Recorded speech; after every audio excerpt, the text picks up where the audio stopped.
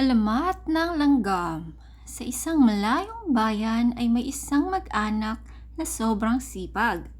Mula ama hanggang sa ina at mga anak ay makikitang nagtatrabaho na sila.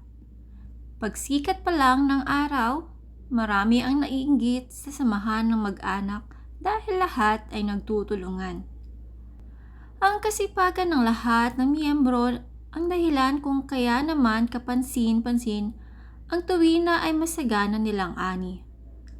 Sa kabila ng masaganang buhay ay hindi kinakikitaan ng pagod ang mag-anak. Habang gumaganda ang kanilang kabuhayan ay lalo silang sumisipag. Sila ang gayahin ninyo para kayo umunlad. Madalas ay payo ng matatanda sa iba. Nagkaroon ng taggutom sa nasabing bayan. Pininsala ng labis na baha ang mga pananim. Karamihan sa mga taga-roon ay hindi nakapag-ipon ng makakain dahil nakontento na lagi silang makapagtatanim.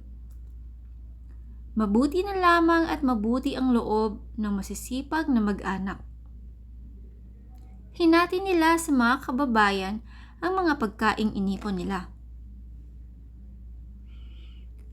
Walang masama na maging handa tayo sa mga panahong hindi inaasahan. Anang ama ng pamilya. Maging aral sana lahat ang pangyayaring ito. Napakayabang mo naman, wika ng isang lalaki na minasama ang narinig. Nakapagbigay ka lang ng kaunti ay ang dami mong sinabi. Wala naman akong intensyong masama. Ibig ko lang pare-pareho tayong maging handa sa panahon ng pagsubok. Ang sabihin mo ay mayabang ka dahil kailangan naming umasa sa inyo. Diin ng lalaki.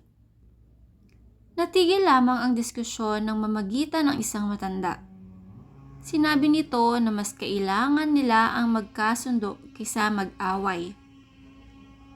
Hindi inakala ng lahat na magbubunga iyon ng trahedya. Nainsulto ang lalaki na dahil makitid ang isip ay binalak gumanti. Isang gabi ay sinunog nito ang bahay ng pamilya na humantong sa kamatayan ng mag-anak. Nagluksa ang buong bayan nang hinayang sila sa pagkawala ng pamilyang nagbukas sa isip nila sa halaga ng kasipagan.